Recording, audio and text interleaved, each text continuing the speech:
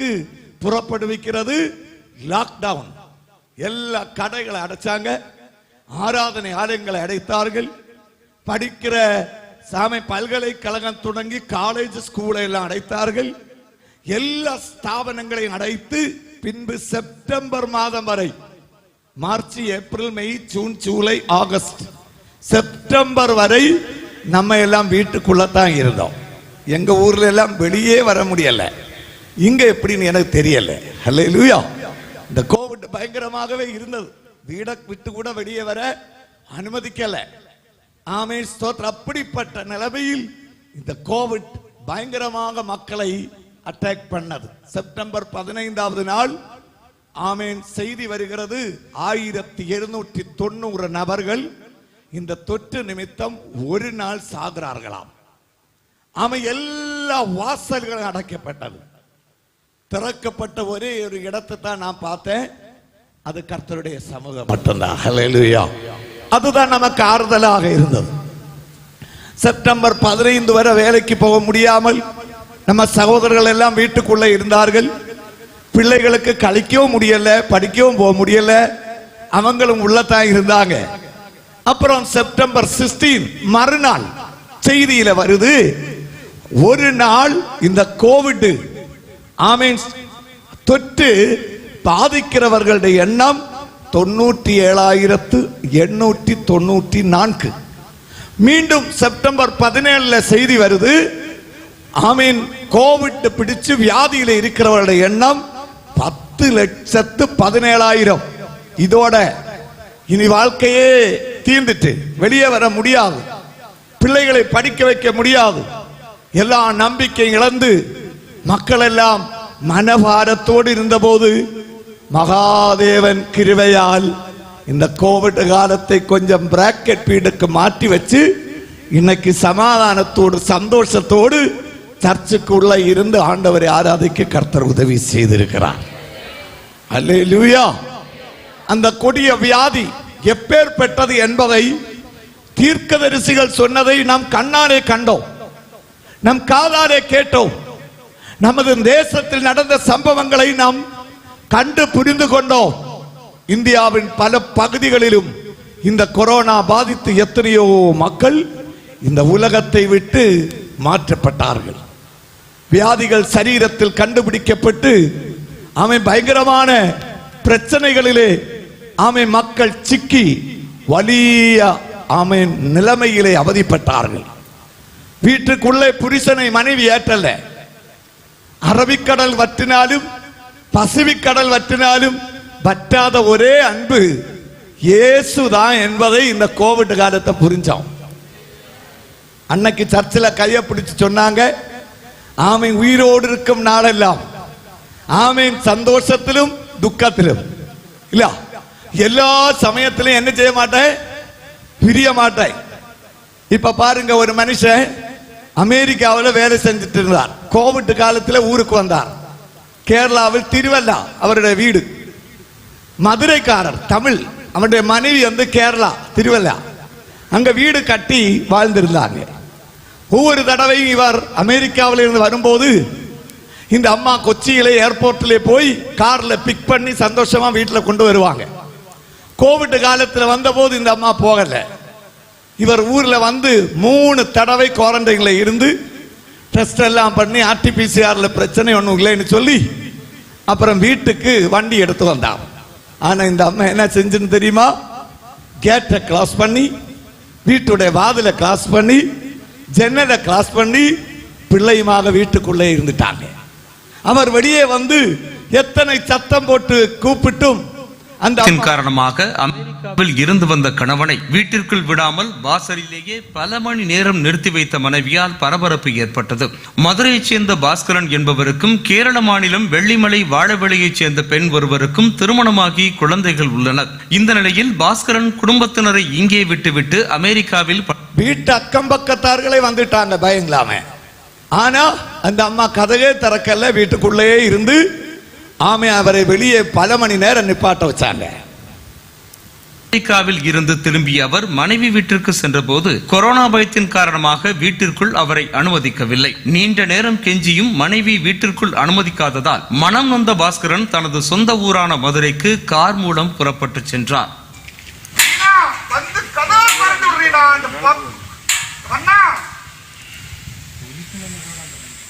பாத்தீங்களா, எத்தனை அழைச்சும் கதவே திறக்கல. ஒரே ஒரு தடவை ஜன்னலை திறந்த அந்த அம்மா சொல்லி இருக்கு, கோவிட் காலம் முடிஞ்சு வாங்க. அப்படின்னா திருப்பி எங்க போயிருங்க? இதுதான் உலகத்தில் மனுஷனுடைய அன்பு என்று இந்த கோவிட் காலம் நிரூபித்தது. ஒரு அல்லேலிய சொல்லலாமா? மனுஷனுடைய அன்பெல்லாம் எல்கைக்குட்பட்டது. எல்கை இல்லாமல் எல்லா நேரத்திலும் எல்லா காலத்திலும் நம்மை நேசிக்கிற ஒரே ஒரு அன்பு ஆண்டவர் இயேசுவின் அன்பு. அல்லேலூயா. அந்த அன்பை ருசிக்க ஆமை பாக்கியம் கிடைத்தவர்கள் எல்லாம் ஒண்ணு கூட அல்லேலிய சொல்லுங்களேன். ஆமை கடைசியாக அந்த மனுஷன் மதுரைக்கு போக வேண்டியதான சூழ்நிலை அவருக்கு நேரிட்டது. இந்த கோவிட் காலத்திலே பரிசுத்த வேதாகமத்தின் பல ஆமீன் பகுதிகளும் நிறைவேறுகிறதாக நான் கண்டுகொண்டேன். அது உங்களுக்கு தெரியப்படுத்தலாம். லேவியராகமம் 13வது அதிகாரம் 45வது வசனத்தை வாசிக்க கேட்கலாம். லேவியராகமம் 13:45 வாசிங்களேன். இந்த ஸ்கிரீன்ல பார்த்தே வாசிங்க. டைம் இந்த ஸ்கிரீன்ல பார்த்து வாசிச்சா அவ்வளவு மட்டும் வாசிச்சா போதும். எஸ், மோசேயின் காலத்தில் ஆமேன் குஷ்டரோகியை குறித்து சொல்லப்பட்டிருக்கிறது. அந்த வியாதி உண்டாயிருக்கிற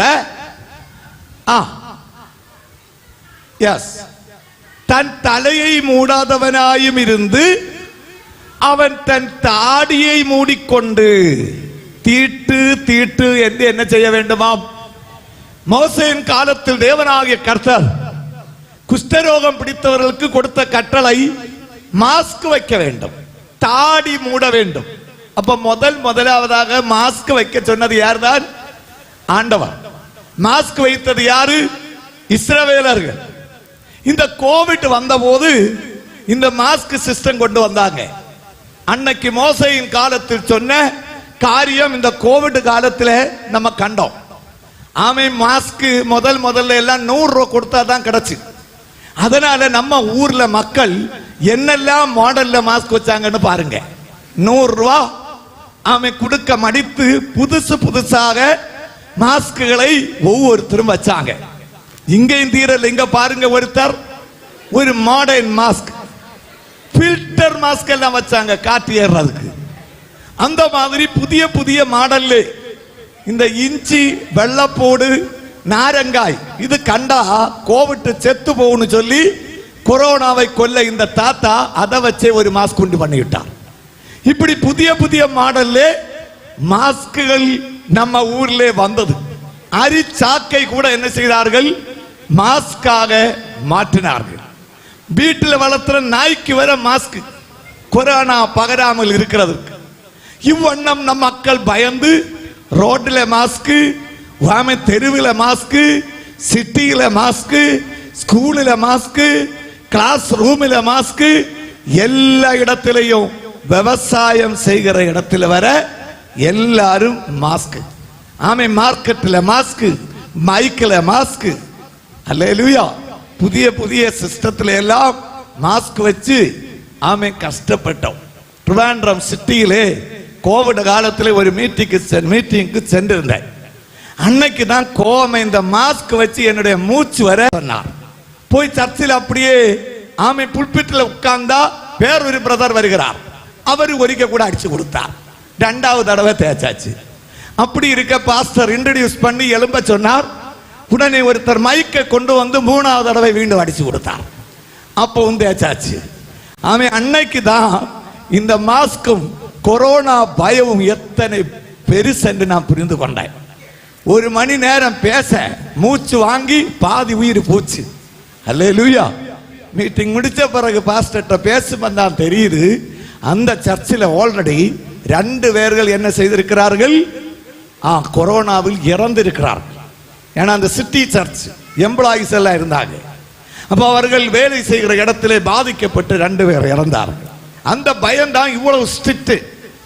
ஆமே அப்படி நாம் எல்லாம் மாஸ்க் வைத்து வைத்து நடந்தோம். ஆனா இன்னைக்கு மாஸ்க் இல்லாம இவ்வளவு சுதந்திரமாக இருக்க கர்த்தர் நமக்கு கிருபை கொடுத்திருக்கிறார். ஒரு அல்லேலூயா சொல்லலாமா?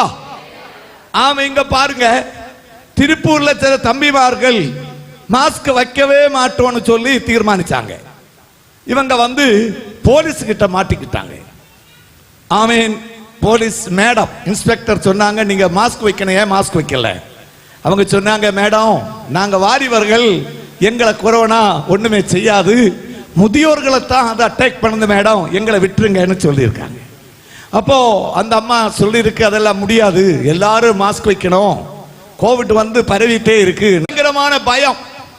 இவர்களுடைய அந்த மரண பயத்தை பார்த்து உள்ள நின்று அந்த பிரதர் சொல்லி இருக்கிறார், தம்பிங்களே நீங்க பயப்படாதீங்க, உண்மையிலே எனக்கு கொரோனா இல்லை, உங்களை பிராங்க் பண்றதுக்காக இந்த போலீஸ்காரங்க என்ன பண்ணிருக்காங்க, என்ன உள்ள அடைச்சு வச்சிருக்காங்க, அதனால நீங்க பயப்படாதீங்கன்னு சொல்லியும் இவங்க நம்பவே இல்லை. அந்த தம்பி சொன்ன, அண்ணே பக்கத்துல வராதீங்க, கல்யாணம் கூட நடக்கலன்னு சொல்லி அவன் கையை காட்டி அழுகிறத பார்த்தா ஆமே சங்கடமா தான் இருக்கு. இப்படி இந்த கொரோனா காலம் எல்லா மனுஷர்களையும் பயமுறுத்தியது, மனம் கலங்க வைத்தது. என்ன செய்ய வேண்டும் என்று தெரியாமல் சகல மனுஷர்களையும் திணறவிட்ட இந்த கொரோனா காலத்தை இருந்து தப்ப தேவனாகிய கர்த்தர் நமக்கு உதவி செய்திருக்கிறார். நேரம் குறைவானபடியினாலே முன்னாடி செல்ல ஆசைப்படுகிறேன். அல்லேலூயா. கொரோனா வந்த உடனே குவாரண்டைன் சிஸ்டம் வந்தது, தனித்து இருக்க வேண்டும். இதுவும் எங்க இருந்தேன்னு வந்து பாருங்க, இதுவும் பரிசுத்த வேதாமத்தில் இருந்தா வந்தது. இதை மாதிரி டெஸ்ட் பண்ணி கொரோனா இருக்குன்னு சொன்னா உடனே என்ன செய்வார்கள், ஆமை குவாரண்டைன்லே வைத்து விடுவார்கள். வாசிக்கலாம் 13வது அதிகாரம் லேவியாரகமும் 46வது வசனம் என்ன சொல்கிறது என்று வாசிக்க கேட்கலாம். எஸ். ஆ ஆ ஆ குஷ்டரோகியை குறிச்சு இங்க சொல்லி இருக்கிற பாருங்க, கண்டானாகில் அவனை 7 நாள் என்ன செய்யணும், அன்னைக்கு தோஷமா இருந்து பாஸ்டர் அவன். ஆனால் கேரளாவில் அப்படி இல்லை, முண்டிக்கு ரூம்ல எல்லாம் அடைச்சு வச்சாங்க, லைட் வேற இல்லை, சில இடத்துல வெளிச்சம் இல்லை, தண்ணி கொண்டு கொடுக்க ஆள் இல்லை, சாப்பாடு கொடுக்க ஆள் இல்லை. ஆமை ஆண்டவராய கர்த்தர் சொன்னார், குஷ்டரோகம் பிடித்தவனை 7 நாட்கள் என்ன செய்ய வேண்டும், அடைத்து குவாரண்டைன்ல வைக்க வேண்டும். அப்படித்தான் இந்த கொரோனா காலத்திலேயும் செஞ்சார்கள். இதை போல அடைத்து உள்ளே வைத்தார்கள். பெரிய பெரிய பணக்காரர்கள், வசதி உள்ளவர்கள், ஆமேன், இந்த கோவிட் காலத்திலே அடைக்கப்பட்டு ஆமேன் பலவீனப்பட்டார்கள்.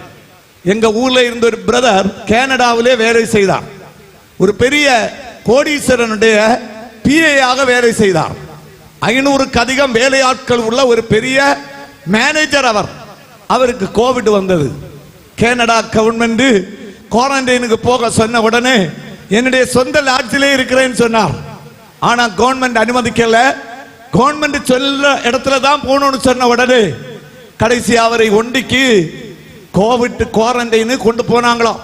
கோடீஸ்வர மனுஷன் வீட்டில் வந்து ஒரு கோல்டு பிளேட், அவருக்கு மட்டும் சாப்பிட தங்கத்தில் ஒரு பாத்திரம் உண்டு பண்ணி வைத்திருக்கிறாராம். அது காலையிலையும் மத்தியானமும் நைட்டு 3 தடவை தான் வெளியே எடுத்து கழுகி சாப்பாடு கொடுத்து கொண்டு வைக்கணும். மனைவி கூட அதுல சாப்பிடக்கூடாதாம்.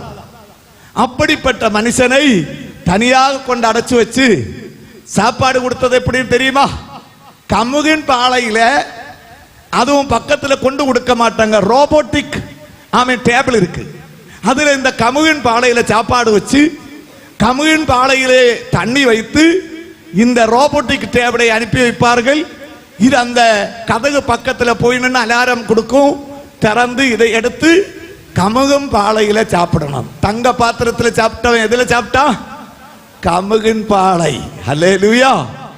ஆமை மனுஷனை இந்த கொரோனா காலத்திலே ஆண்டவர் தாழ்த்தினார். அகந்தை உள்ள பெரியோர்கள் எல்லாம் சிறியோர்களைப் போல தாழ்த்தப்பட்டார்கள். தேவனாகிய கர்த்தர் சமூகத்தை, வரலாற்றை தொட்டால் அதை ஓவர்டேக் பண்ண யாராலும் முடியாது. அவர் சர்வ வல்லமையுள்ள தெய்வமாக இருக்கிறார். ஒரு அல்லேலூயா சொல்லலாமா? இதை போல மக்கள் ஆங்காங்கே குவாரண்டைன்ல இருந்தார்கள். ஆமென் ஸ்தோத்திரம் இருக்க வேண்டிய சூழ்நிலை வந்தது. வாசிங்க 13:50-51 லேவியராகமம். எஸ், 7ஆம் நாளிலே குஷ்டரோகிகளுக்கு 7வது நாளிலே ஆமென் டெஸ்ட். கோவிட் உள்ளவர்களுக்கும் 7ஆம் நாளில் RT-PCR டெஸ்ட். அது பாசிட்டிவ் ஆனா நெகட்டிவ் ஆனா அதற்கு தகுந்தபடி அவர்களை விடுதலை செய்தார்கள். டெல்லியில எல்லாம் சீல் அடிச்சு வச்சாங்க, வெளியே போனா கண்டுபிடிக்கிறதுக்கு. யாரு தப்பி போகவே முடியாது, அப்படி அடைச்சு உள்ளே வைத்தார்கள். கேரளாவில் ஒரு பிரதர் வீட்டுக்குள்ள இருந்து ரொம்ப கஷ்டப்பட்டு அவர் என்ன செய்திருக்கிறார், வெளியே வந்திருக்கிறார். வெளியே வந்து ரோட்ல சுற்றி பார்க்க அவரை விடவே இல்லை. இந்த ஆட்கள் வந்து ரோட்ல வச்சு பிடிச்சிட்டாங்க.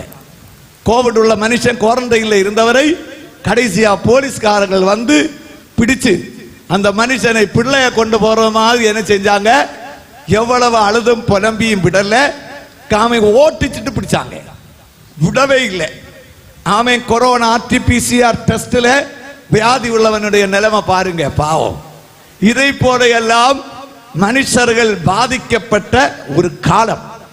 இந்த காலத்தில் ஆமை எரேமியா சொன்ன ஒரு தீர்க்க தரிசனம் நிறைவேறுகிறதாக என்னுடைய கவனத்தில் வந்தது. அது உங்களுக்கு தெரியப்படுத்துகிறேன். வாசிக்கலாம். எரேமியா 9வது அதிகாரம் 22வது வசனத்தை வாசிக்க கேட்கலாம். மனுஷரின் சவங்கள் வயல் வெளியின் மேல் எருவை போலவும் அறுக்கிறவனுக்கு பின்னாலே ஒருவனும் மாறிக்கொள்ளாதிருக்கிற அரியை போலவும் கிடக்கும் என்று நல்லா கவனிங்க. கர்த்தர் சொன்னார், கடைசி நாட்களில் மனுஷரின் சவங்கள் வயல்வெளியின் மேல் எருவை போல கிடக்கும். பசு சாணி, யாரும் கவனிக்காத விலையில்லாத வழியிலே கிடக்கிற சாணியை போல மனுஷனுடைய சவங்கள் ஆங்காங்கே கிடக்குமா. இந்த கொரோனா காலத்தில் அது நடந்ததா இல்லையா? இத்தாலியில், பிரேசிலில், நியூயார்க் சிட்டியிலே, சவுதி அரேபியிலே வழியை நடந்து போனவன் ஆக்சிஜன் இல்லாம கீழே விழுந்தான். பெஸ்ட் வண்டி டிரைவ் பண்ணி போனவன் ஆக்சிஜன் இல்லாம வண்டியிலே இருந்து ஆக்சிடென்ட் ஆச்சு. ஆமை வழியிலே செத்து கிடந்தவர்களை எடுக்கல. ஆமை வடக்கு இந்தியாவில் செத்த மனுஷனுடைய சரீரத்தை மாமை அம்மாவும் மகனும் சேர்ந்து தகப்பனின் சரீரத்தை தண்ணீரில் வீசினாங்க. அடக்கம் செய்யல, எரிக்கல்ல, பாடியை எடுக்க பயப்பட்டார்கள். மனுஷனுடைய சவங்கள் சாணியை போல மாறினது. அழ ஆள் இல்ல, போஸ்டர் ஒட்ட ஆள் இல்ல, ஜெபம் பண்ண ஆள் இல்ல, JCB கொண்டு வந்து குழி எடுத்து மூடினார்கள். அல்லேலூயா. கடைசி முத்தம் கொடுக்க கூப்பிட்டா மனைவி சொல்றா வேண்டாம், போயிட்டு வாங்க, டாட்டா. பிள்ளைகள் பயங்கர அழுகை. அழுகிற பிள்ளைகள்கிட்ட சொல்லி பாருங்க, அப்பாவுக்கு கடைசியா ஒரு முத்தம் கொடுங்கன்னு. வேண்டாம், இனி பரலோகத்தில் வச்சு பார்க்கலாம். ஏன்? கோவிட் பயம், கொரோனா பயம். பெற்றோர்களுக்கு முத்தம் கொடுக்க பிள்ளைகள் மனம் காண்பிக்கவில்லை. புருஷனுக்கு ஆமை கடைசி வார்த்தை சொல்ல மனைவி முன்வரவில்லை. அவ்வளவு பயங்கரமான இந்த கொடிய கொரோனா மனுஷனுடைய சவங்கள் தெருவிலே ஆங்காங்கே கடக்கிற அளவுக்கு ஆமை இந்த காலம் ஒரு பொல்லாத காலமா இருந்தது. இருந்தும் கர்த்தர் நம்மை, நமது தேசத்தை, நமது பிள்ளைகளை எவ்வளவோ மகிமையாக காத்திருக்கிறார். நன்றியுள்ள எத்தனை பேர்கள் உண்ட கரத்தை 2 கொட்டி அப்பாவுக்கு ஒரு நன்றி சொல்லுங்க. அவருடைய கிருபையால் நமது தேசம், நமது மக்கள், நமது குடும்பத்தார்கள் காக்கப்பட்டார்கள் என்பதை நாம் மறந்துவிடக் கூடாது. அவருடைய கிருபை என்றுமுள்ளது, அவருடைய தயவு என்றுமுள்ளது. அவ்வண்ணம் மனுஷனுடைய சடலங்கள் ஆங்காங்கே வாரி கூட்டி போட்டு எரித்தார்கள், கட்டி கட்டி வைச்சாங்க. ஆனா இந்த காலத்தில் ஒரு உண்மை வெளியே வந்தது. அந்த உண்மை என்னன்னு தெரியுமா? அப்போஸ்தலர் 4வது அதிகாரம் 12வது வசனம். தமிழ்ல எடுத்து வாசிங்க. ஸ்கிரீன்ல மலையாளத்தில் தான் இருக்கு. அப்போஸ்தலர் நடவடிக்கைகள் 4:12 ஒரு ஆள் வாசிக்க கேட்கலாம். அவராலே அன்றி வேறொருவராலும் ரட்சிப்பு இல்லை. நாம் ரட்சிக்கப்படுகிறதற்கு வானத்திற்கு கீழே மனுஷருக்குள்ளே அவருடைய நாமமே இல்லாமல் வேறொரு நாமமும். சந்தோஷத்தோட ஒரு அல்லேலூயா சொல்லலாமா? இந்த கொரோனா காலத்தில் அநேக மனுஷர்கள் ஆத்தும ரட்சிப்புக்கு மட்டுமல்ல, ஆமை உயிர் தப்ப அவர்கள் அண்டிக் கொண்ட நாமம் இயேசுவின் நாமம். யூடியூப்ல எல்லாம் பார்த்த எத்தனையோ சாட்சிகள். 91வது சங்கீதம் ஒரு மனுஷன் சொல்லி சொல்லி சொல்லி சொல்லி ஆமீன் ஐசியூல அவனுடைய ஆக்சிஜன் ஏறிச்சான். என்னெல்லாம் சாட்சின்னு தெரியுமா? எத்தனை எத்தனை ஆட்கள். ஆமீன். நாங்க வந்து பார்டர்ல இருக்கிறோம், கேரளா பார்டர், தமிழ்நாட்டில் தான் இருக்கிறோம், கேரளா பார்டர்ல இருக்கிறோம். அதனால பயங்கரமாக இந்த கோவிட் எங்க ஏரியாவை தாக்குனது. எங்க சபையிலே ஒரு அன்பு சகோதரி, கேன்சர்ல இருந்து விடுதலை பெற்ற ஒரு சகோதரி இந்த கோவிட் மூலம் பயங்கரமாக அவதிப்பட்டாங்க. ஆமீன். அவர்களை போய் பார்த்து ஜெபிக்க எல்லாம் அந்த நேரத்தில் அனுமதி இல்லை. லாக்டவுன் ராட் எல்லாம் க்ளோஸ் பண்ணி வச்சிருந்தாங்க. கடைசியாக ட்ரிவாண்ட்ரம் கிம்ஸ் ஹாஸ்பிட்டல் அவங்களை அட்மிட் பண்ணி ஐசியூல இருந்த மேஜர் ஐசியூக்கு கொண்டு போய் விட்டார்கள். அவளுடைய ஆக்சிஜன் லெவல் 40 மாறினது. Very critical. உயிர் தப்பவே முடியாது. பயங்கரமான சோதனை. அவள் கண் முன்னாடியே அநேகர் இறந்து பாடியை எல்லாம் பேக் பண்ணி கொண்டு போறது கண்டேன்னு சொன்னாங்க. அவங்க புருஷன் வெளியூர்ல இருந்தார். ஆமை மேஜர் ஐசியூல வெண்டிலேட்டர்ல இருந்து லைவா புருஷனுக்கு காண்பிச்சு கொடுத்தாங்க மனைவியுடைய நிலைமை. இனி உயிர் தப்ப வாய்ப்பே இல்லைன்னு டாக்டர் சொல்லிட்டாங்க. அந்த சகோதரர் என்னை போன் கூட்டு இப்படி சொன்னார், பாஸ்டர் ஹாஸ்பிட்டல் இப்படித்தான் ஒரு செய்தி கிடைச்சிருக்கு, என் மனைவி நீ தப்பவே மாட்டாளாம். ஆனா ஒரே ஒரு ரிக்வெஸ்ட் பாஸ்டர், நான் திரும்பி ஊருக்கு வந்து ஒரே ஒரு தடவை ஜீவனோட அவளை பார்க்கணும், அதற்காக மட்டும் ஜெபிங்க என சொன்னார். அந்த வார்த்தை என்னுடைய உள்ளத்தை துளைத்தது, என் இருதயத்தை உடைத்தது. ஆண்டவரே, நாங்கள் ஆராதிக்கும் தேவன் நீர் உயிருள்ள தெய்வம், ஜீவன் எடுக்கிறவரும் கொடுக்கிறவரும் நீராக இருக்கிறேன். நான் அந்த பிரதர்ட்ட சொன்னேன், பிரதர் ஒண்ணுமே ஆகாது, சிஸ்டரை கர்த்தர் விடுதலை செய்வார், நீங்க தைரியமா ஊருக்கு வாங்க, வந்து பாப்பீங்க, ஜெபிக்கிறேன்னு சொல்லி அன்னைக்கே நாங்க ஒரு நடுராத்திரி ஜெபம் ஆமே சர்ச்சிலே அனௌன்ஸ் பண்ணோம். கூகுள் மீட் வழி ஆன்லைன்ல 11:30 இரவு முதல் 12:30 வரை 1 மணி நேரம் ஜெபம். தொடர்ந்து 5 நாட்கள் அந்த ஜெபம் நடந்தது. மக்கள் எல்லாம் கூடி அழுது ஜெபித்தார்கள். என்னுடைய நண்பர்களாகிய சில போதர்களும் கூட சேர்ந்து ஜெபிச்சாங்க. ஆமென். பரலோகத்தின் தேவன் அந்த கோவிட்ல இருந்து எங்கள் அன்பு சகோதரிக்கு விடுதலையை கொடுத்தார். அவங்க புருஷன் ட்ரிவாண்ட்ரம் ஏர்போர்ட்ல இறங்குற அந்த நாளிலே அந்த சகோதரியை ஆமென் ஐசியூல இருந்து வார்டிலே ரூமுக்கு மாத்தினாங்க. அவர் நேரடியாக வந்து அவளை முகமுகமாய் காண கர்த்தர் பாக்கியம் செய்கிறார். இன்னைக்கு ஜீவனோட எங்க சர்ச்சில் ஆண்டவருக்கு ஒரு சாட்சியாக இருக்கிறாங்க. ஆமென். மகனை மீடியா இந்த யூடியூப் சேனல்ல ஒரு நாள் பொருத்தனை கன்வென்ஷன் வைத்து அவர்கள் வாயிலேயே இந்த சாட்சி சொன்னது இருக்கிறது. யூடியூப்ல சர்ச் பண்ணி ஆமென் நீங்க அந்த சாட்சியை கேட்க முடியும். எதற்கு சொல்ல வருகிறேன்னா, நமது கர்த்தரால் கூடாத காரியம் எதுவும் இல்லை. மனுஷர்கள் கைவிட்டாலும் உலகத்தார்கள் கைவிட்டாலும் ஒருவேளை இந்த சத்தம் வீட்டுக்கு இந்த சர்ச்சுக்கு வெளியே ரோடு பகுதியிலே வீட்டிலே இருந்து நீங்க கேட்டுக்கொண்டிருக்கலாம். இதை கேட்டுக்கொண்டிருக்கும் போது நீ ஒரு வியாதிஸ்தனாக இருக்கலாம். உன்னுடைய சரீரத்திலே உயிருக்கு நீ போராடி கொண்டிருக்கலாம். ஆபரேஷனுக்காக அனுமதிக்கப்பட்ட ஒரு நபராக நீ இருக்கலாம். உன்னுடைய வயரிலே வியாதி, ஹார்ட்டிலே பிரச்சனை, கிட்னியிலே பிரச்சனை, மரணத்திற்கு ஏதுவான ஏதோ ஒரு வியாதி என்னை பிடித்திருக்கிறது, நான் இனி உயிர் தப்ப முடியாது என்றெல்லாம் நீங்கள் நினைத்துக் கொண்டிருக்கலாம். இந்த இரவு நான் உறுதியாக சொல்லுகிறேன், இந்த இயேசு வானத்தின் கீழே பூமிக்கு மேலே எல்லா நாமத்திற்கு மேலான இந்த இயேசுவின் நாமத்தில் மட்டும் நீ நம்பிக்கை வைத்த தீர்மானம் பண்ணினால், நம்பிக்கை வைக்க தீர்மானித்தால், இப்பொழுதே இயேசுவின் கரம் உன்னை விடுவிக்க, உன்னுடைய மரணத்தை மாற்ற, உன்னுடைய ஆபரேஷனை கேன்சல் பண்ண என் கர்த்தர் போதுமானவராக இருக்கிறார். அல்லேலூயா. அவராலே கூடாத காரியம் ஒன்றுமே இல்லை. இனியும் சொல்ல போனா எத்தனையோ சாட்சிகள் இந்த கோவிட் காலத்தில் இயேசுவின் நாமத்தின் மகிமையை அநேக மக்கள் கண்டுகொண்டார்கள். ஜெனரல் ஆஸ்பத்திரியிலே ஆக்சிஜன் டியூப் உள்ள வைத்துக் கொண்டே ஒரு மனுஷன் போன் கூப்பிட்டார். நான் ஜெபம் பண்ணேன். நான் சொன்னேன், சோத்திரம் சோத்திரம் சோத்திரம் சோத்திரம் சொல்லிக் கொண்டே இருங்க. ஆமே, அது விட்டா இயேசுவின் ரத்தம் சொல்லுங்க, அல்லேலூயா சொல்லுங்க, நம்புங்க. அவர் சொன்னார், 60ல வருது, 65ல நிக்குது, ஆக்சிஜன் ஸ்டேபிள் ஆகல, 80க்கு வரல, சோத்திரம் சொல்லுங்க என்று சொன்னோம். அல்லேலூயா. கிருபையால் ஜெனரல் ஆஸ்பத்திரியில இருந்து அவருடைய ஆக்சிஜன் ஸ்டேபிள் ஆகி, ஆமேன், அவர் டிஸ்சார்ஜ் கர்த்தர் உதவி செய்தார்.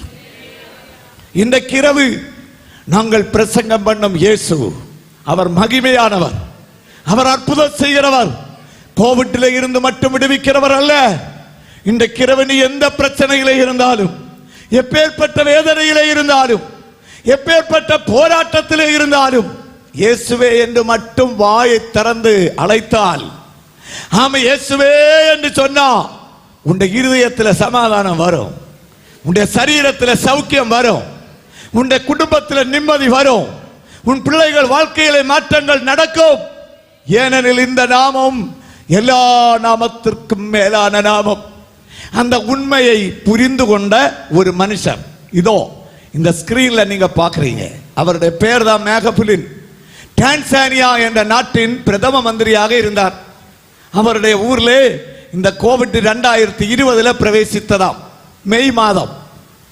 எப்படியாச்சும் தமது பிள்ளைகளை, ஊர் மக்களை, குடிமக்களை இந்த கோவிட்ல இருந்து காப்பாற்றுகிறதற்கு அமெரிக்கா, இஸ்ரேல் போன்ற நாடுகளை நாடி ஏதாவது வேக்சின் கிடைக்குமா என்று நல்லா இந்த மனுஷன் ஆரம்பத்தில் முயற்சி பண்ணாராம்.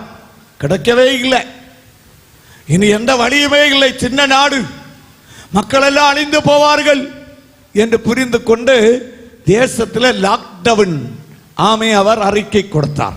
எல்லாம் அடக்கணும்னு சொல்லி அறிக்கை கொடுத்தார். ஆனா நம்ம ஊர்ல யாரும் செய்யாத ஒண்ணு இவர் செய்தார். அது என்னன்னு தெரியுமா?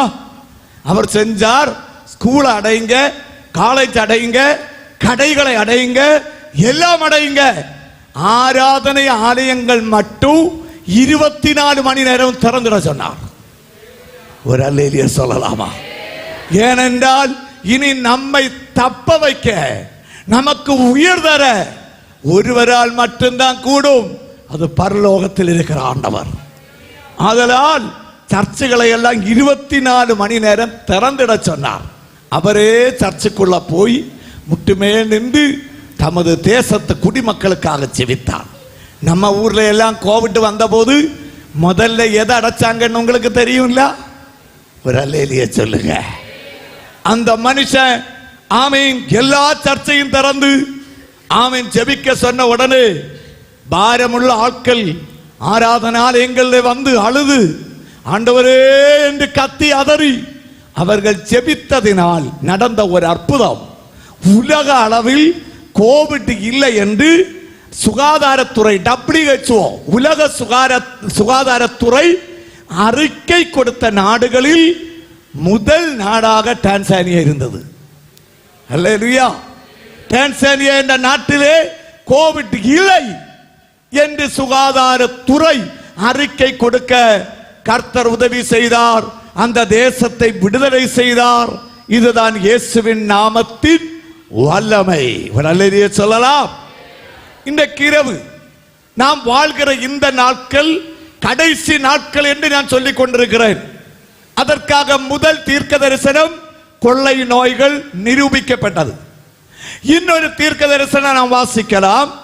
எரேமியா தீர்க்க தரிசனம் 19வது அதிகாரம் 9வது வசனத்தை வாசிக்க கேட்கலாமே. வாசிங்க சிஸ்டர்.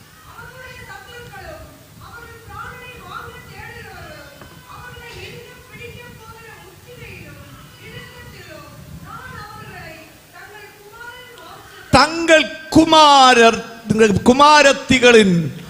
குமாரரின் மாமிசத்தையும்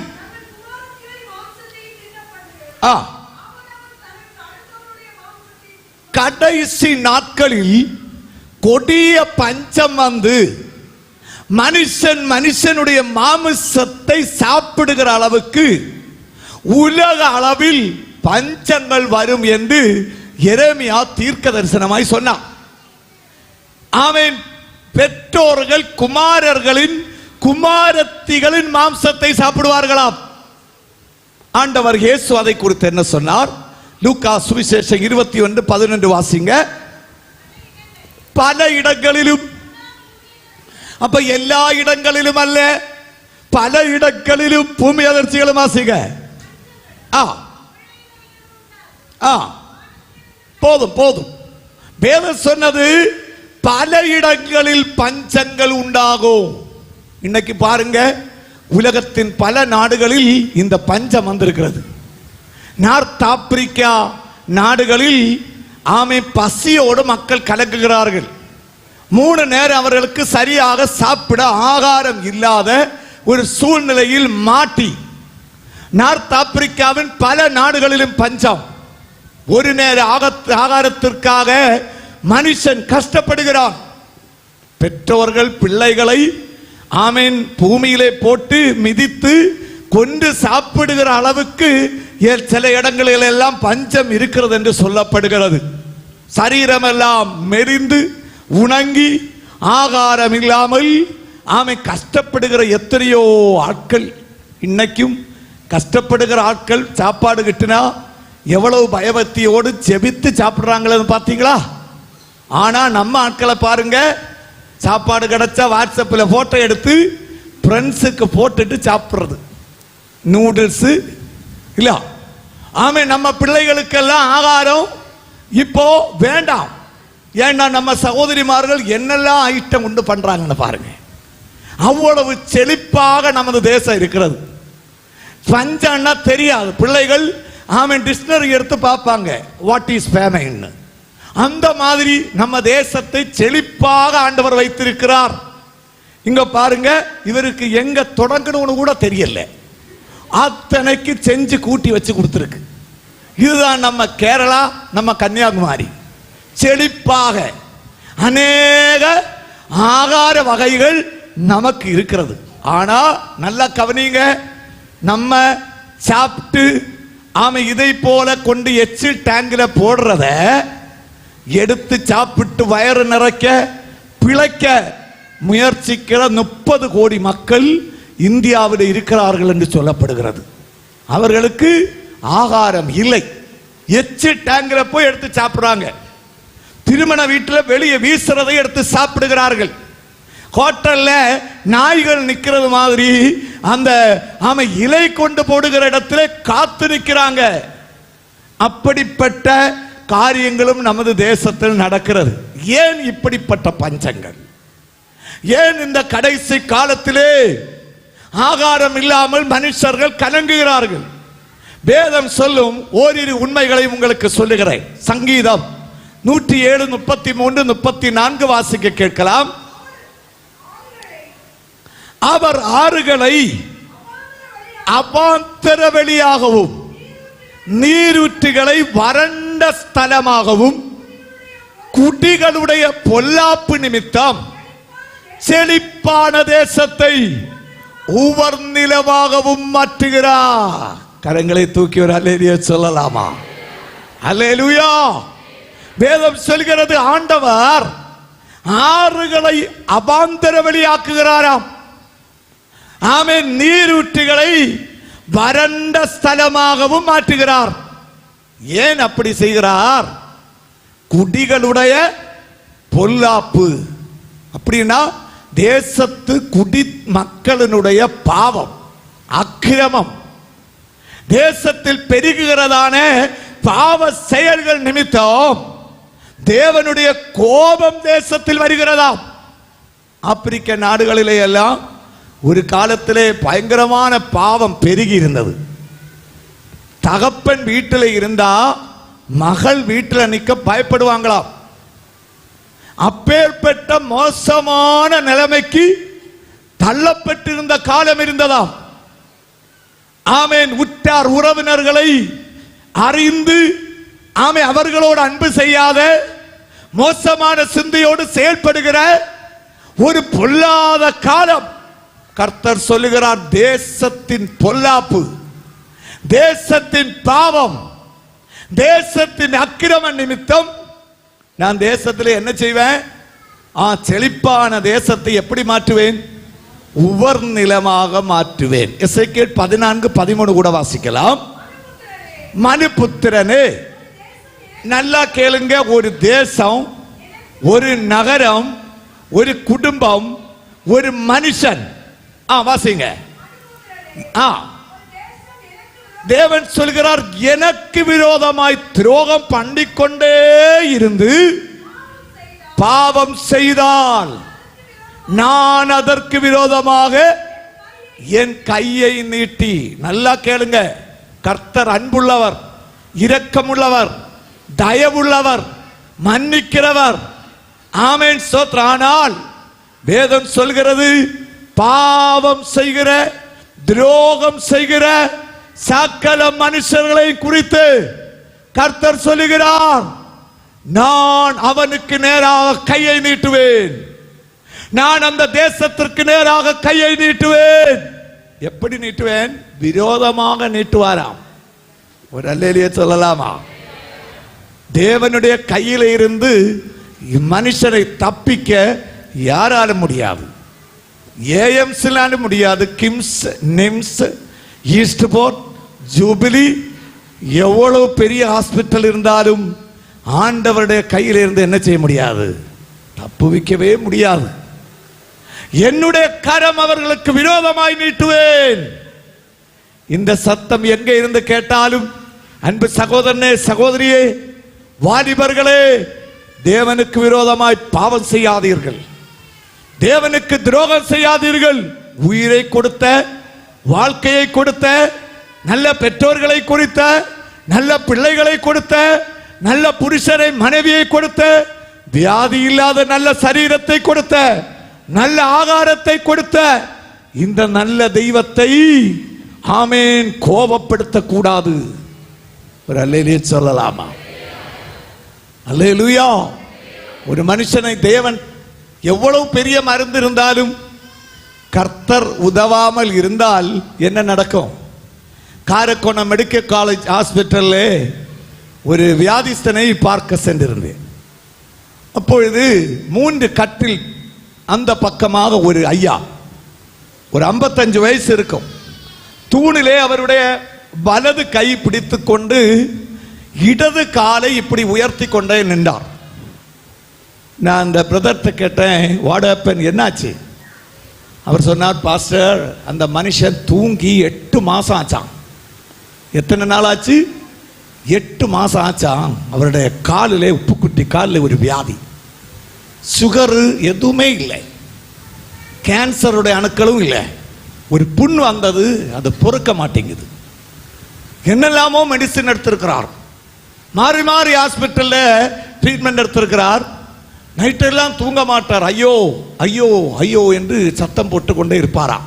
கட்டில் இருப்பாராம், எழும்புவாராம், இந்த தூணை பிடிச்சிட்டே நிற்பாராம் 24 hours. ஆமேன். பார்க்கும்போது வேதனையாக இருந்தது.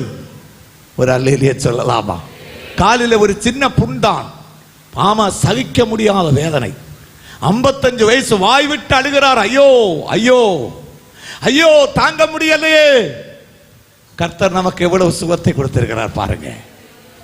அதனால் இன்றைக்கு இரவு பிரியமானவர்களே, இந்த தெய்வத்தை நேசிக்கணும். இந்த தெய்வத்தை உன்னுடைய தெய்வமாக நீ ஏற்றுக்கொண்டால், ஆமே, அவருடைய கரம் உனக்கு அனுகூலமாயிருந்தால், அவருடைய கரம் உன் குடும்பத்திற்கு அனுகூலமாக இருந்தால், உன்னை அழிக்க, உனக்கு நாசம் பண்ண எந்த சக்தியாலும் முடியாது. ஆனால் அவருடைய கரம் மட்டும் உனக்கு எதிராக மாறிச்சுன்னு வச்சுங்க, நம்ம தப்புவிக்கவே யாராலேயே முடியாது. அல்லேலூயா. 8 மாசம் அவருக்கு தூக்கம் இல்லையா. நான் நினைச்சேன், ஆண்டவரே, நம்ம ஆட்கள் சர்ச்சில் வந்திருந்து எவ்வளவு அழகா தூங்குகிறார்கள். ஆமென். ஜெபிப்போம் கண்ணடைப்போன்னு சொன்னா போதும், ஆமா எவ்வளவு அழகாக தூங்குகிறார்கள். ஒரு அல்லேலியா சொல்லலாம். நமக்கு தூக்கத்திற்கு குறைவே இல்லை. இந்த பாயினுடைய ஸ்மெல் அடிச்சா போதும் தூங்கிடுவோம். சிலருக்கு அதுவும் தேவையில்லை, சேறு கிடைச்சா போதும் உட்கார்ந்து அழகா என்ன செய்திருவார்கள், தூங்கி விடுவார்கள். ஸ்லீப்பிங் பில்ஸும் வேண்டாம், ஒண்ணும் வேண்டாம். ஆமை இது ஒரு கிருபை. ஒரு அல்லேலியா சொல்லலாம். இந்த தூக்கம் ஒரு ஆசீர்வாதம். ஆமை அது புரிஞ்சுக்கிடணும்னா அந்த ஐயாவை போய் பார்த்து பேசணும். 8 மாதம் தூங்காதவிட கண்ணெல்லாம் சிவப்பா இருக்கு, முகமெல்லாம் விளறி இருக்கு. ஆமென். பார்த்தாலே ஒரு மனுஷ முகம் மாதிரி தெரியாத அளவுக்கு ஒரு மாதிரி இருக்கு அந்த மனுஷன். ஏன்னா தூக்கம் வேணும். ஒரு அல்லேலியா சொல்லலாம். அப்ப இந்த தூக்கம் இருக்குல்ல, இது கர்த்தருடைய ஈவு. ஒரு அல்லேலியா சொல்லுங்க. ஆண்டவர் சொல்லுகிறார், ஆமை துரோகம் பண்ணிக்கொண்டே இருந்து பாவம் செய்தால் நான் என்னுடைய கை அவனுக்கு விரோதமாய் என்ன செய்வேன். அதனால தேவனுக்கு விரோதமாய் பாவம் செய்யக்கூடாது, அக்கிரமம் செய்யக்கூடாது. அல்லேலூயா. பாவம் செய்கிறவர்கள் எல்லாம் மனம் திரும்ப வேண்டும், புதிய தீர்மானம் எடுக்க வேண்டும். அப்புறம் கீழே வாசிங்க. அதில் அப்பம் என்னும் ஆதரவுகோலை முறித்து அதில் பஞ்சத்தை அனுப்பி மனுஷரையும் மிருகங்களையும் அதில் இராதபடி நாசம் பண்ணுவேன். பாவம் செய்கிற மனுஷனுக்கு தேவன் கொடுக்கிற முதல் சிக்ஷை அப்பம் என்ற கோலை ஒடிப்பார். அப்படின்னா இவனுக்கு சாப்பிட கூடிய அந்த ஒரு திறனை தேவன் அடைத்து விடுவான். புரிஞ்சவங்களுக்காக ஸ்தோத்திரம் சார். அல்லேலூயா. அப்படின்னா சாப்பிட முடியாது. ஒரு ஐயா சொன்னார், பாஸ்டர் ஒரு காலத்துல ரொம்ப கஷ்டப்பட்டேன், கஞ்சி கூட இல்லை, இன்னைக்கு எல்லாமே இருக்கு, ஆனா டாக்டர் சொல்லி இருக்கிறாரு ஒன்னும் சாப்பிடக்கூடாது. அல்லேலூயா. காலையில எல்லோட ஆமே ஸ்தோத்திரம் ஒரு ஒரு ஒரு 2 சப்பாத்தியில அது முழுசா சாப்பிடக்கூடாது. மத்தியானம் கொஞ்சமா சாப்பிடலாம், நைட்டு. ஆனா எனக்கு ஜிலேபி பயங்கர இஷ்டம் பாஸ்டர், லெட்டுன்னா விட மாட்டேன், ஆனா பட்டுன்னு வா அடக்க வேண்டி இருக்கு. இப்போ ஒண்ணுமே சாப்பிடக்கூடாது. அந்த மனுஷனே சொல்றான், வேதத்துல இருக்கு பாஸ்டர், நீ காண்பாய் அனுபவிக்க மாட்டாயின்னு. பாத்தீங்களா அவருடைய சங்கடம்? பாத்தீங்களா? காசு இருக்கிறது, நல்ல வீடு இருக்கிறது, நல்ல ஆகாரம் இருக்கிறது, ஆனா சாப்பிடக்கூடிய பாக்கியம் இல்லை, சாப்பிடக்கூடாது.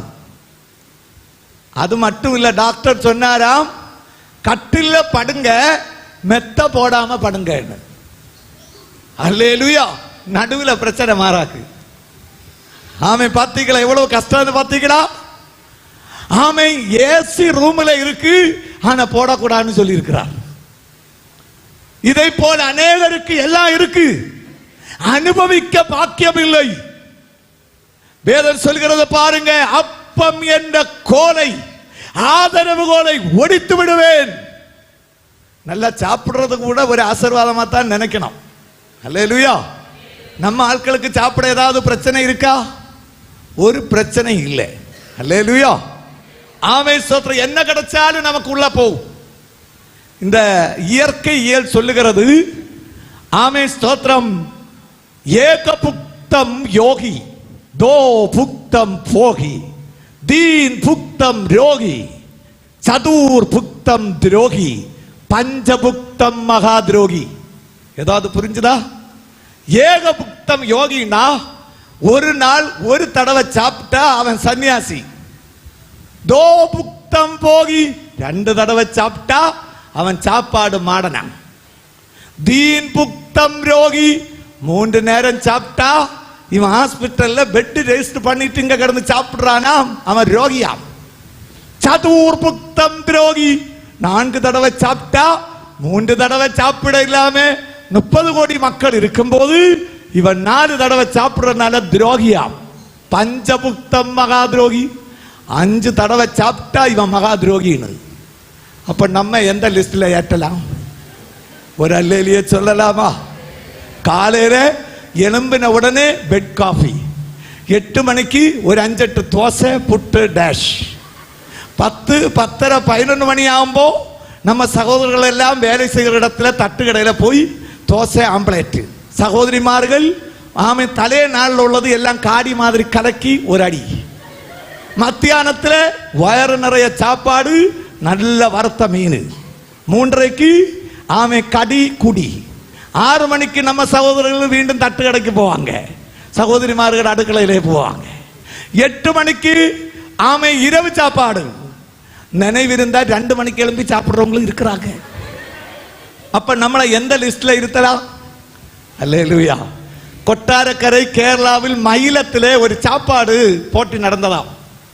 அதுல ஒரு மனுஷன் சாப்பிட்டது 200 இட்லி, 1 பக்கெட் சாம்பார், 1 குடம் சாய, 1 ஏத்தக்குறை.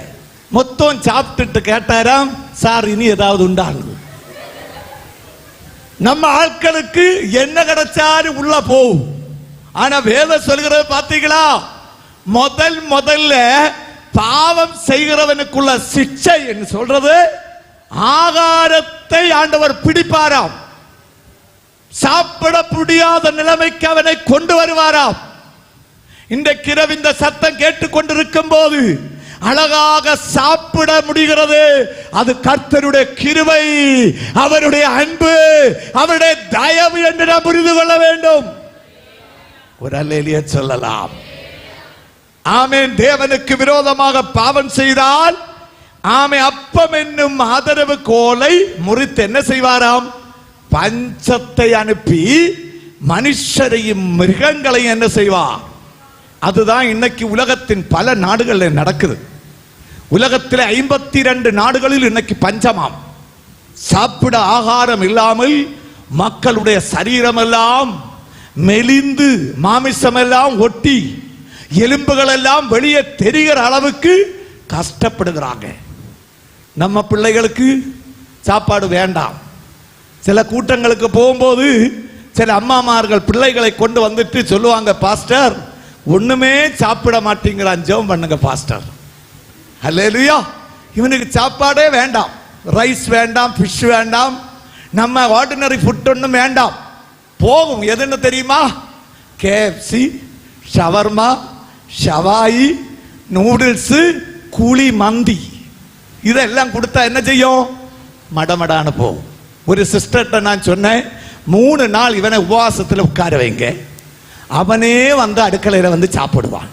இதற்காக ஜெபிக்க வேண்டிய தேவை இங்க பாருங்க. ஆகாரத்திற்காக பசி தாங்க முடியாமல், பட்டினி தாங்க முடியாமல் அழுது புலம்புகிற பிள்ளைகள் ஆயிரக்கணக்கான மக்கள், 3 மில்லியன் பிள்ளைகள், 5 வயதிற்கு கீழே உள்ள 25 மில்லியன் பிள்ளைகள் சாப்பாடுக்கு வழி இல்லாமல் கலங்குகிறார்களாம்.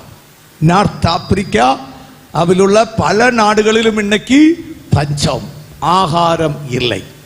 அட்லாண்டிக் என்ற இடத்திலே ஒரு பையனை அம்மா கையில வைத்திருக்கிற காட்சி, எலும்பெல்லாம் எவ்வளவு உண்டுன்னு என்ன செய்யலாம்? எண்ணலாம். அந்த மாதிரி சரீரத்தின் அந்த செழிப்பெல்லாம் போய் பட்டினியிலே மனுஷர்கள் பாரப்படுகிறார்கள். குடி தண்ணி இல்லை. இந்த நாடுகளில் எல்லாம் ஆகாரத்திற்கு பஞ்சம். Yemen, DR Congo, Afghanistan, Venezuela, Ethiopia, South Sudan, நேரமில்லை வாசிக்க, இங்கே எல்லாம் பஞ்சம், ஆகார குறைவு, பசியோடு மக்கள் கலங்குகிறார்கள்.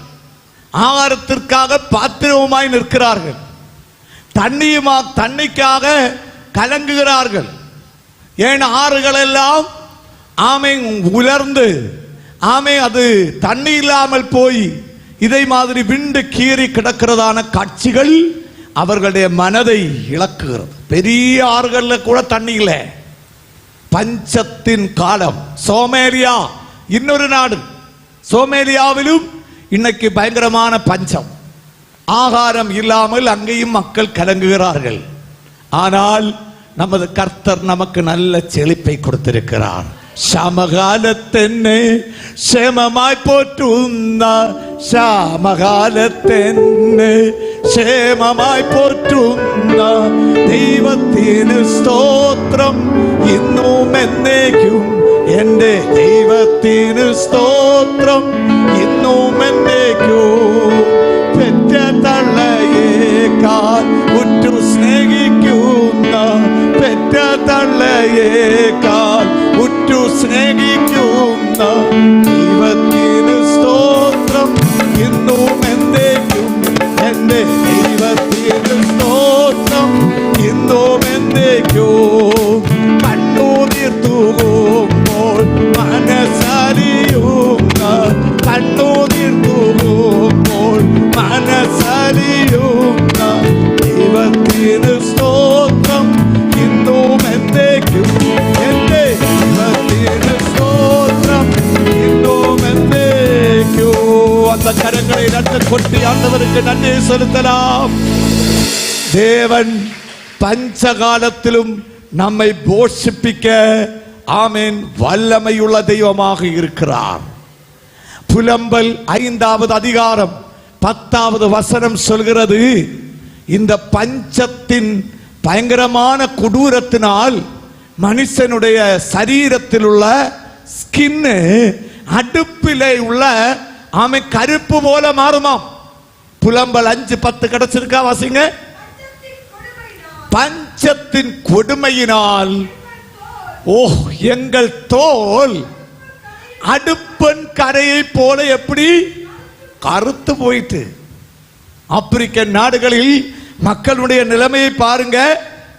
பஞ்சத்தின் கொடுமையினால். அல்லேலூயா. 3 வேளை நல்லா சாப்பிடுறவங்க நம்ம ஆண்டவருக்கு எவ்வளவு நன்றி செலுத்தணும். அல்லேலூயா. நமக்கு ஆகாரத்திற்கு குறைவில்லை. அதுவும் தமிழ்நாட்டில் பெரிய ஆசீர்வாதம். ஆமென். சிலர்களுக்கு 35 கிலோ ஃப்ரீ அரிசி. அல்லேலூயா. ஆமென். ஸ்தோத்திரம். ஒரு குறையுமே இல்லை. அநேக ஸ்டேட்டுகளில் ஆகாரம் இல்லை. இங்க அரசே மக்களுக்கு அரிசி கொடுக்கிறது, ஆகாரம் கொடுக்கிறது. அடுப்பங்கரையை போல என்ன அவருடைய ஸ்கின் தோல் கருத்திருக்கிறதாம். அவ்வளவு ஆமென் பஞ்சம். இன்னைக்கு அதுதான் இன்னைக்கு ஆமென் பல நாடுகளிலேயும் பார்க்க முடிகிறது என்பதை நாம் அறிய வேண்டும். அந்த தீர்க்க தரிசன புத்தகத்திலே வாசித்தோம், மிருகங்களையும் மனுஷர்களையும். ஆமை ஆகாரம் இல்லாமல் மிருகங்களும் மனுஷர்களும் சாவுமாம். மிருகங்களை பாருங்க, பசுமாடுகள் ஆமை அதனுடைய சரீரமெல்லாம் ஒட்டி உணங்கி சாப்பாடு இல்லாமல் கஷ்டப்படுகிறதான காட்சிகள் ஆப்பிரிக்க நாடுகளில் அவையே கீழே விழுந்து என்ன செய்கிறது? சாகிறது. ஹெய்ட்டி என்று ஒரு நாடு இருக்கிறது, HAITI, ஹெய்ட்டி. அங்க சாப்பாடு இல்லாததால் மனுஷன் மண்ணை சாப்பிடுகிறானாம். பூமியில ஆற்றங்கரையில் உள்ள மண்ணை எடுத்து அதை சுத்திகரித்து அதை நல்ல மைதா மாதிரி அரைச்சு தண்ணி ஊத்தி அதை தோசை மாதிரி சுட்டு ஆமை வைத்த பிறகு அதை எடுத்து சாப்பிடுகிறானாம். ஹெய்ட்டியில மக்கள் ஆகாரம் இல்லாமல் மண்ணை சாப்பிடும் போது நம்ம அழகாக சாப்பிட்டு சந்தோஷமாக இருக்க கர்த்தர் நமக்கு கிருபை செய்திருக்கிறார். இதெல்லாம் இயேசு சொன்ன வார்த்தை. பல இடங்களிலும், எல்லா இடங்களிலும் பஞ்சம் வராது, பல இடங்களிலும் பஞ்சம் வரும். இப்படிப்பட்ட பஞ்சம் வரும்போது தான் மனுஷன் கிடைக்கிறது எல்லாம் சாப்பிடுவான். ஏன்னா பூமியில மனுஷனுக்கு சாப்பாடு தான் முக்கியம், சாப்பிடாம இருக்கவே முடியாது. ஒரு பறவை 5 நாள் வரை சாப்பிடாமல் இருக்க முடியுமா? நம்ம வீட்டில் வளர்த்துற நாய் அறிவியல் விஞ்ஞானப்படி 17 நாள் சாப்பிடாம அது இருந்தாலும் சத்தம் போட்டுட்டே இருக்குமா, சாகாது. மண்ணில் இருக்கிற ஒரு புழு ஆமீன் 1 வருஷம் வரை மண்ணுக்கு அடியில இருக்குமாம் சாப்பாடு இல்லாமல்.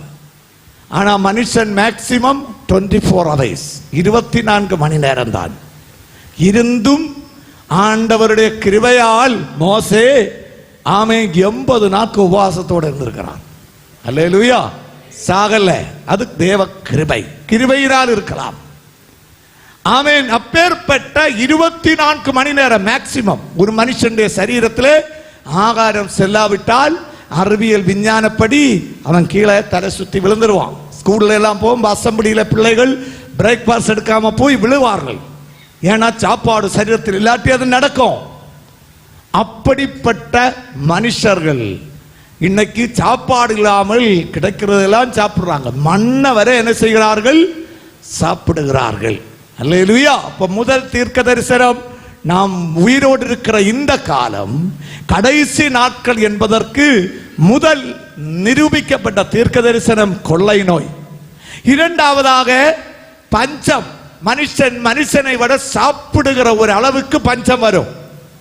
மூன்றாவதாக எசேக்கியேல் 7வது அதிகாரம் 25, 26 வசனங்களை வாசிக்க கேட்கலாம். வாசிங்க வாசிங்க.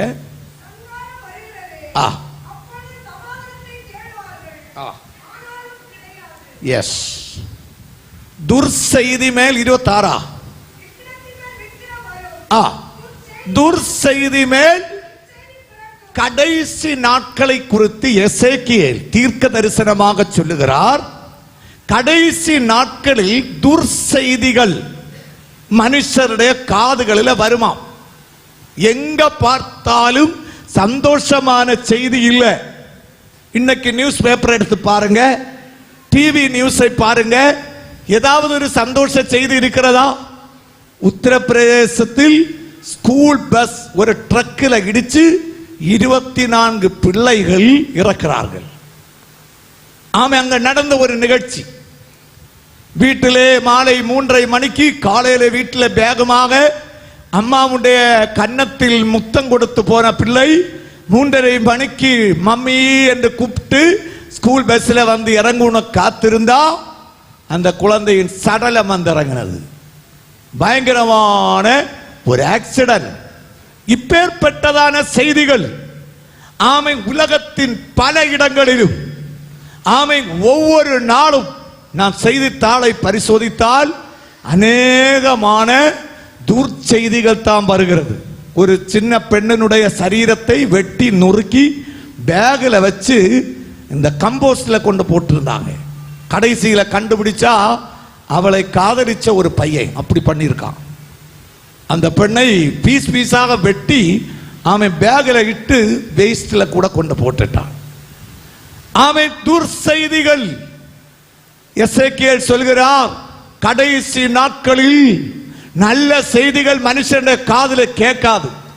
இன்னைக்கு பாருங்க, உலகெங்கும் அநேக சம்பவங்கள், இயற்கை சீற்றங்கள், இயற்கையில் உண்டாகும் பயங்கரமான சீற்றங்கள், அதனால் உண்டாகும் விபத்துகள், ஆமை வாகன அபகடங்கள், பயங்கரமான வியாதிகள், பயங்கரமான கொடிய சம்பவங்களால் நல்ல செய்திகள் நம்ம காதுல வருகிறதே இல்லை.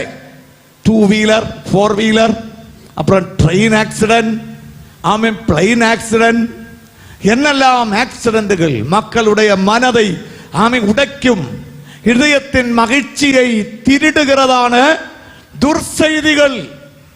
2700 வருஷங்களுக்கு முன்பாக தீர்க்கதரிசியாகிய எசேக்கியேல் சொல்லுகிறான், கடைசி நாட்களிலே நல்ல செய்திகள் கேட்க மாட்டீர்கள், துர்ச்செய்திகள் மேல் துர்ச்செய்தி வந்து கொண்டே இருக்கும். ஒரு அல்லேடியை சொல்லலாமா? ஊரெங்கும் துர்செய்திகள். விமானங்கள் என்ன செய்கிறது? எரிகிறது. ஆமென். விபத்துகளில் மனுஷர்கள் சிக்கிறார்கள். ஒரு துர்ச்செய்தி வர ரொம்ப நேரம் வேணுமா? வீட்டில் சின்ன பையன் காருக்கு அடியில போய் ஒளிஞ்சிருக்கிறான். அவன் கார் வெளியில வீட்டில இருந்து எடுத்து போகும்போது யாரும் அடியில பார்க்கறது இல்லை, நான் கூட பார்க்கறது இல்லை. அவன் போகிற தீவிரத்திலே வண்டியை ஸ்டார்ட் பண்ணி எடுத்து போயிட்டே இருப்போம். ஆனா ஒரு ஆக்சிடென்ட் வர எத்தனை நேரம் வேணும்? சின்ன பையன் தெரியாது, அவன் அம்மாவை பார்த்து ஒளிஞ்சிருக்கிறான். இப்படியெல்லாம் ஒரு விபத்து வர சிறிய நேரம் போதும், ஒரு துர்செய்தி வர. ஆனால் கர்த்தர் தம்மை நேசிக்கிறவர்களை காக்கிறவராக இருக்கிறார். இஸ்ரவேலின் ஆமென் ஸ்தோத்திரம். இஸ்ரவேலை காக்கிறவர் உறங்குவதும் இல்லை, தூங்குவதும் இல்லை. ஒரு அல்லேலூயா சொல்லலாமா? 91வது சங்கீதம் 10வது வசனம். பொல்லாப்பு உனக்கு என்ன செய்யாது.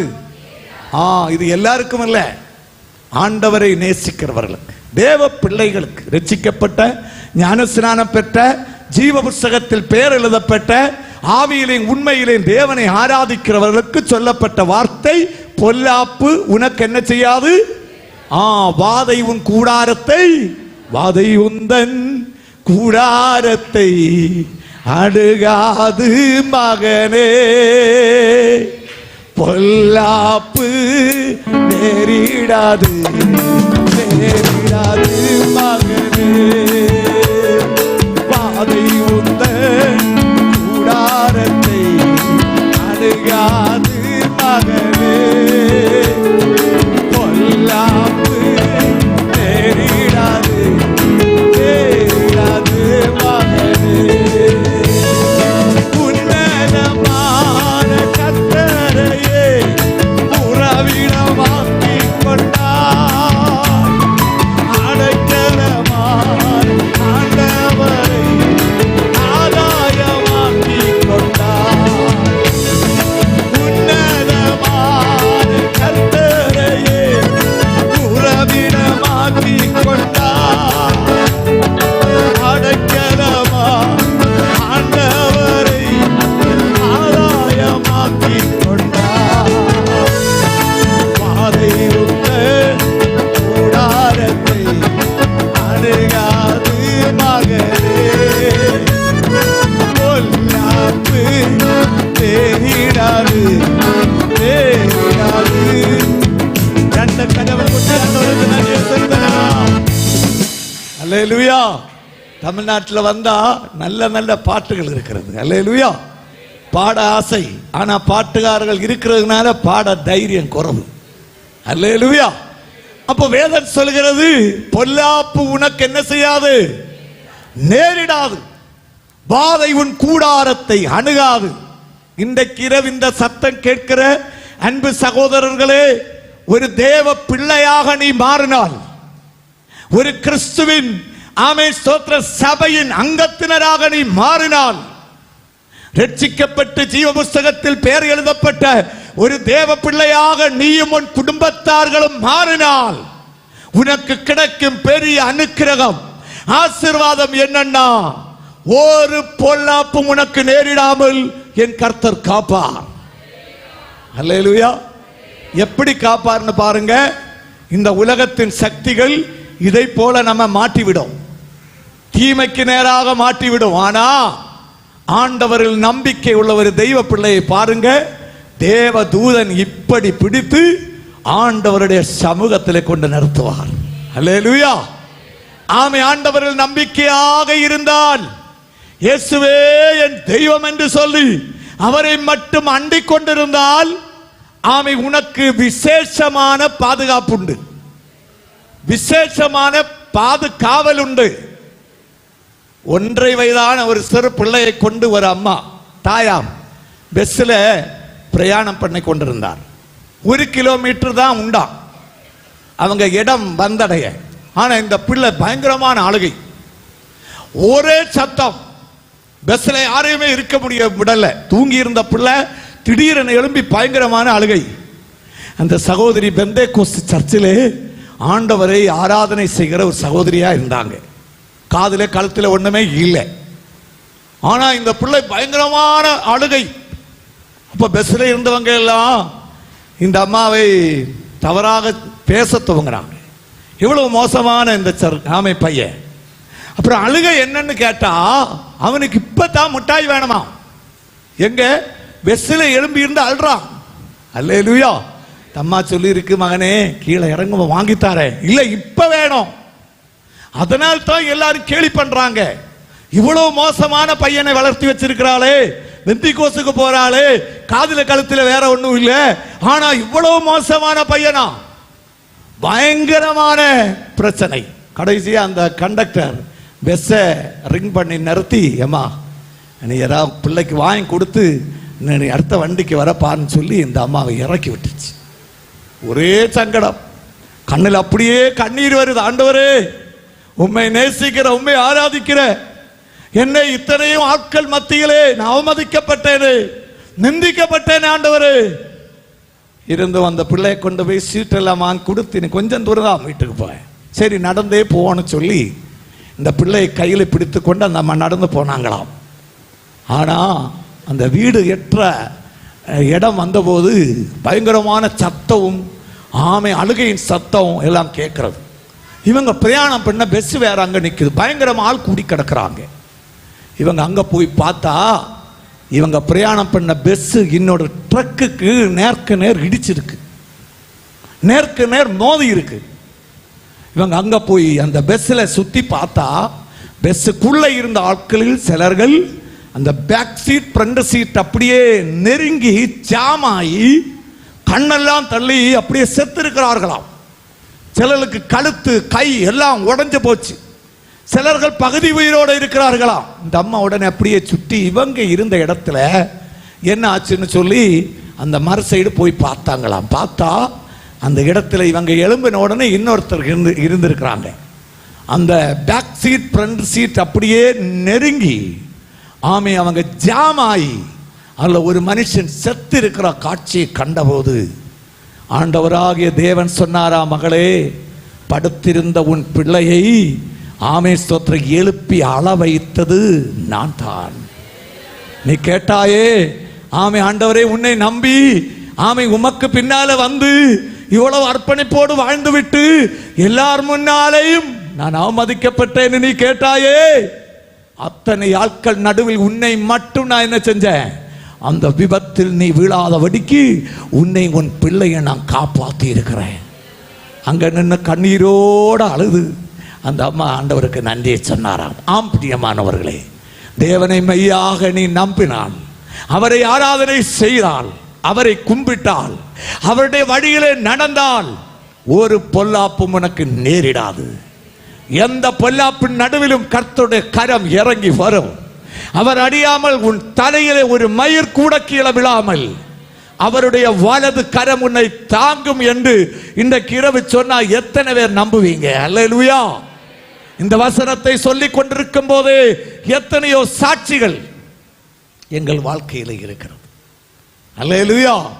கர்த்தர் காப்பாற்றின சாட்சிகள். திருநெல்வேலியிலே ஒரு ஊழியம் முடித்து வரும்போது ஆமே ஒரு புதிய ரோடிலே கம்பு வச்சுட்டு எந்த சிம்பலோ பெயிண்டோ ஒன்று அடிக்காம வச்சிருந்தாங்க. ஃப்ரீ ரோட், ரெண்டு சைடுலையும் மறுபூமி போல இடம். அதனால நாங்கள் அழகாக 90 கிலோமீட்டர் ஸ்பீடில் வண்டி வந்து கொண்டே இருந்தோம். திடீரென அந்த இடத்துல வரும்போது தான் கம்பு. ஆமேன். உடனே வண்டியை பிரேக் போட எங்கள் கார் 3 தடவை டைம் பண்ணி 15 அடி கீழே ஒரு குடியிலே சென்று விழுந்தது. அப்படியே போய் நின்றது.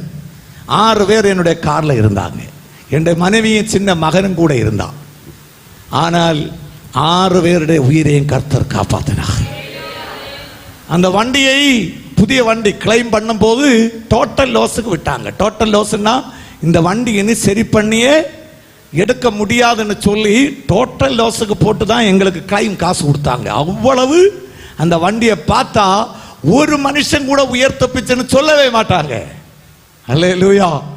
6 பேருக்கும் ஒரு சின்ன எலும்பு கூட ஒடியல. கர்த்தர் எத்தனை நல்லவர் பாருங்க. நானே அந்த டோரை சவுட்டி தான் திறந்தேன். ஆமேன் ஸ்தோத்திரம். வெளியே வரும்போது ஆட்கள் எல்லாம் வந்தாங்க, எங்களை கொண்டு போனாங்க, டெஸ்ட் பண்ணாங்க. யாருக்குமே ஒரு குழப்பமே இல்லை. மறுநாள் வண்டி எடுக்க ஸ்டேஷனுக்கு போகும்போது அந்த இன்ஸ்பெக்டர் கேட்டார், அந்த வண்டி ஓட்டின தம்பி உயிரோடு இருக்கானான்னு கேட்டார். நான் சொன்னேன், சார் நான் தான் வண்டி ஓட்டிட்டு இருந்தேன். ஆமை. அவர் இப்படியே பார்த்தார். நான் சொன்னேன், அந்த இயேசு சாமி என்னை காப்பாத்தினார். ஒரு அல்லேலூயா சொல்லலாமா? ஆமே. எப்படிப்பட்ட பொல்லாப்புக்குள்ளே நீ போனாலும், எப்படிப்பட்ட விபத்திலே நீ போனாலும், நீ ரட்சிக்கப்பட்ட ஒரு தேவ பிள்ளையாக இருந்தால், நீ இயேசுவின் பிள்ளையாக இருந்தால், இங்க பாத்தீங்களா எவ்வளவு அழகாக அந்த மனுஷன் காக்கப்படுகிறார்னு பாருங்க. இதை போல கர்த்தர் நம்மை காப்பார். அல்லேலூயா. ஆமென் ஸ்தோத்திரம். சங்கீதம் 121:8 கர்த்தர் உன் போக்கையும் உன் வரத்தையும் இது முதற்கொண்டு என்றைக்கும் காப்பார். இந்த கிரவி இந்த இயேசு உங்க உள்ளத்துல வரலனா, இந்த இயேசுவை இரட்சகராக ஏற்றுக்கொள்ளாத யாராவது சர்ச்சுக்குள்ளேயோ வெளியேயோ இந்த சத்த எல்கைக்குள்ளேயோ கேட்டுக்கொண்டிருந்தால் அன்போடு உங்களுக்கு சொல்லுகிறேன், அன்பானவர்களே, இந்த இயேசு நல்லவர். இவரை தெய்வமாக ஏற்றுக்கொள்ளுங்கள். இவரை தைரியமாக இரட்சகராக ஏற்றுக்கொள்ளுங்கள். இவரை உங்க குடும்பத்தின் தலைவராக ஏற்றுக்கொள்ளுங்கள். அவர் உன்னை வாழ வைப்பார். அவர் உன்னை காப்பாற்றுவார். அவருடைய குடும்பத்தின் பிரச்சனைகளை மாற்றுவார். அவருடைய புருஷனை மனம் திரும்ப செய்வார். அவருடைய பிள்ளைக்கு நல்ல எதிர்காலத்தை கொடுப்பார். அல்லேலூயா. அதனால தான் உலக அளவில் இந்த இயேசுவை நேசிக்கிறவர்கள் பெருகிக் கொண்டே வருகிறாங்க. அல்லேலூயா. நாங்க சொல்கிறதுனால அல்ல, அனுபவிக்கிறதுனால் மக்கள் இயேசுவை நம்புகிறார்கள். பெரிய பெரிய ஆட்கள் உலகத்தில் கோடீஸ்வரர்கள், விஞ்ஞானிகள், அரசியல் தலைவர்கள், செலிபிரிட்டிஸ் கூட இப்போ இயேசுவை நம்ப துவங்கி இருக்கிறார்கள். என்ன தெரியுமா? அவர் உயிருள்ள தெய்வம். எப்படி கர்த்தர் தமது பிள்ளைகளை காக்கிறார். இதை கவனிங்க. எப்படி கர்த்தர் தமது பிள்ளைகளை காக்கிறார்னு பாருங்க. வேதம் சொல்கிறது, அவர் தமது தூதர்களை அனுப்பி தமது பிள்ளைகளை காக்கிறார். ஒவ்வொரு மனுஷனையும் காக்க குறைந்தபட்சம் ஒரு தேவதூதன் அவன் கூட பிரயாணம் செய்கிறான். இங்க பாருங்க, அவன் பிரயாணம் பண்ணி போகும்போது அவனுடைய கூட ஒரு தேவதூதன் நடந்து போகிறான். ஆனால் இயேசுவை இரட்சகராய் ஏற்றுக்கொள்ளாத மனுஷர்களின் பின்னாலே வருகிறது இந்த உலகத்தின் பேய் பிசாசுகள், சாத்தானிய சக்திகள் தான் இயேசு இல்லாத ஒரு மனுஷனை பின்கமிக்கும். பாவ வழியில் வாழ்கிறதான வாலிபர்கள் கூட இந்த மகிழ்ச்சிக்கும் சந்தோஷத்துக்கும் பின்னாலே என்ன நிக்குதுன்னு பாருங்க. அழகாக சந்தோஷப்படுகிற அவர்கள் பின்னாலே இந்த உலகத்தின் பேய் பிசாசுகள். அதுதான் இன்னைக்கு அநேகர்களை நடத்தி கொண்டிருக்கிறது. ஆனால் அந்த தேவ மனுஷன் நடந்து நடந்து நடந்து கடைசியாக அவன் சர்ச்சுக்கு வருகிறான். சர்ச்சுக்கு வருகிற போது என்ன நடக்குதுன்னா, அந்த சர்ச்சிலே அவர் வரும்போது சபைக்கு உள்ளே தேவனுடைய அக்கினி எரிந்து கொண்டே இருக்கிறது. தீய சக்திகள் எல்லாம் வெளியே தான் நிற்குது. சர்ச்சுக்கு உள்ள கர்த்தருடைய மகிமை இருக்கிறது. அல்லேலூயா. அது அக்கினி ஜாலை போல நிற்கிறது. எந்த சக்தியும் உள்ள நுழைய முடியல. எந்த தீய சக்திகளுக்கும் சர்ச்சுக்கு உள்ள வர முடியாது. ஏனென்றால் தேவாதி தேவனுடைய மகிமை இந்த சர்ச்சை நிரப்பி இருக்கிறது. அதனால தான் வேதம் சொல்கிறது, சபை கூடுதலை என்ன செய்யாதுங்கள், விட்டு விடாதீர்கள். கொஞ்சாச்சி சுகம் இருந்தா சர்ச்சுக்கு போனோம். ஒரு ஆராதனை முடக்கவே கூடாது. ஞாயிற்றுக்கிழமையா, இடைக்கூட்டமா, உபவாசமா, வீட்டு கூட்டமா, அங்க போய் உட்காருங்க. கர்த்தர் உங்களுக்கு கிருபை கொடுப்பார். அல்லேலூயா. பலவீனமா போனா பலத்தோட திரும்ப போவீங்க. சுகவீனமா போனா சுகத்தோடு போவீங்க. ஏன்னா சர்ச்சுக்குள்ள தேவ பிரசன்னம் இருக்கிறது. கர்த்தருடைய மகிமை இருக்கிறதை இங்க நமக்கு பார்க்க முடியும். கடைசியாக அந்த மனுஷன் தன்னுடைய வீட்டிற்கு போகிறான். ரட்சிக்கப்பட்ட ஒரு தேவ பிள்ளையின் வீடு எப்படி இருக்குன்னு பாருங்க.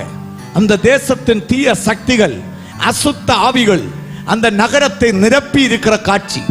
ஆனால் அந்த மனுஷன் ஒரு தேவதூதனை போல நடந்து போகிறார். அவனுடைய வீட்டிற்கு சென்றால் வீட்டின் வாசல்லே தேவதூதன், வீட்டின் மேலே தேவதூதன். அவர் உள்ளே நுழைந்த உடனே அவருக்கு உள்ளே இருந்த பிரசன்னம் அந்த வீடை அக்கினியாக நிரப்புகிறது. எந்த தீய சக்தியும் நுழையாமல் அந்த வீடு முழுவதும் மகிமையால் தேவ பிரசன்னத்தால் நிரம்பி இருக்கிறதை பார்க்கலாம். இதுதான் ரட்சிக்கப்பட்ட தேவ பிள்ளைகளுடைய வீடு. ஒரு குட்டி பரலோகம் போல. வியாதி இருந்தாலும், பிரச்சனைகள் இருந்தாலும், கடன் தொல்லைகள் இருந்தாலும், ரட்சிக்கப்பட்ட ஒவ்வொரு தேவ பிள்ளைகளும் வீட்டுக்குள்ளே மகிழ்ச்சி இருக்கிறது. ரட்சிப்பின் சந்தோஷம் இருக்கிறது. எல்லா பிரச்சனைகள் நடுவிலையும் அவருடைய உள்ளத்தில் ஆனந்தம் இருக்கும். அவருடைய மனைவி மார்க்கெட்டிலே திங்ஸ் வாங்க போறாங்க. அந்த அம்மாவை காப்பாற்ற 2 தூதர்கள், 2 தேவ தூதர்கள் அழகாக அந்த அம்மாவை பராமரித்து காக்குறாங்க. ஸ்கூலிலே பையன் படிக்கிறான். அந்த பையனை காக்க அங்கேயும் 2 தேவ தூதர்கள். இதுதான் ரட்சிக்கப்பட்ட பரிசுத்தவான்களுக்கு கிடைக்கும் பெரிய பாக்கியம். நமது காலை கல்ல தட்ட என்ன செய்ய மாட்டார்? அனுமதிக்காத தேவன். அல்லேலூயா சொல்லலாமா? இந்த கடைசி நாட்களிலே துர்செய்தி மேல் துர்செய்தி வந்து கொண்டே இருக்கிறது. அநேக குடும்பங்களுக்குள்ளே ஒரு துர்செய்தி உண்டு பண்ண பிசாசு முயற்சித்துக் கொண்டே இருக்கிறார். எப்படியாச்சும் வீட்டுக்குள்ளே ஒரு விபத்தை கொண்டு வர வேண்டும், ஒரு நபருக்கு ஒரு விபத்தை கொண்டு வர வேண்டும், ஒரு பிரச்சனையை கொண்டு வர வேண்டும் என்று கடைசி நாட்களில் துர்செய்திகளை உண்டாக்க சாத்தான் முயற்சி பண்ணி கொண்டிருக்கும் போது நான் பிரசங்கம் பண்ணுகிற ஆண்டவராகிய தேவன் சொல்லுகிறார், உன்னுடைய காலை கல்லில் தட்டாமல் உன்னை காக்கும் தேவன் உறங்காமல் இருக்கிறார்.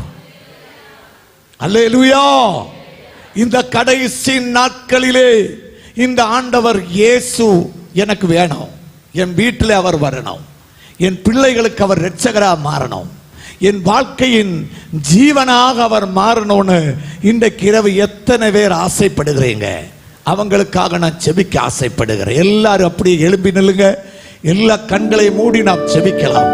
அடுத்த நாட்களில் தொடர்ந்து நாம் கர்த்தருடைய வார்த்தையை தியானிப்போம்.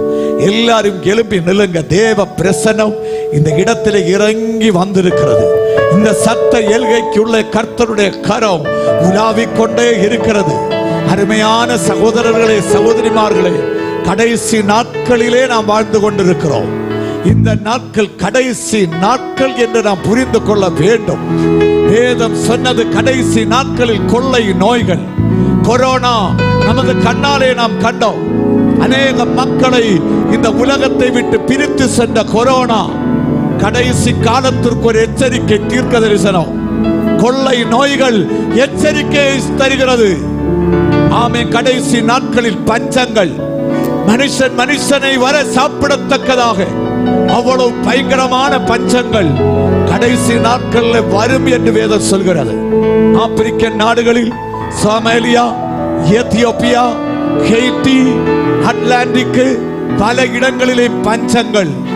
கண்ணாலே நாம் அதை கண்டோம், காதுகளாலே கேட்டோம், செய்திகளிலே நாம் வாசிக்கிறோம். இது கடைசி நாட்கள். அன்பானவர்களே, எசேக்கியா தீர்க்கதரிசி சொல்கிறார், கடைசி நாட்களிலே துர்செய்தி மேல் துர்செய்தி வந்து கொண்டே இருக்கும். இன்னைக்கு ஒவ்வொரு செய்திகளும் அது துர்செய்தியாக இருக்கிறது. மன வருத்தத்தை கொண்டு வருகிற, இருதயத்தை சங்கடப்படுத்துகிற செய்திகள், வாகன அபகடம், பயங்கரமான சம்பவங்கள். ஆனால் இந்த சத்தத்தை கேட்டுக் கொண்டிருக்கிற அன்பானவர்களே, எல்லா தீமைகளில் இருந்து உன்னை காப்பாற்ற, எல்லா விபத்துகளிலே இருந்து காப்பாற்ற தேவ தூதர்களை கட்டளை இடுகிற ஒரு மகிமையின் ராஜா இந்த இடத்தில் இறங்கி வந்திருக்கிறார். இந்த கிரவு அவராலே அன்றி ரட்சிப்பில்லை, அவராலே அன்றி தப்பிக்க முடியாது. இயேசுவை இதுவரை இரட்சகராய் ஏற்றுக்கொள்ள யாராவது, இதுவரையும் இந்த இயேசுவை இரட்சகராய் ஏற்றுக்கொள்ளாத யாராவது சர்ச்சுக்குள்ளேயோ வெளியேயோ, ஆமே, ரோடு பகுதியிலேயோ வீட்டிலேயோ இருந்து கேட்டுக்கொண்டிருந்தா உள்ளத்தை இயேசப்பாவுக்கு திறந்து கொடுங்க. இயேசுவினுடைய உள்ளத்திலே வரட்டும், இயேசுவினுடைய குடும்பத்திலே வரட்டும், இயேசுவின் வாழ்க்கையிலே வரட்டும். தீமைகளை விலக்குகிறவர், வியாதியை குணமாக்குகிறவர், அற்புதங்களை காண்பிக்கிறவர்.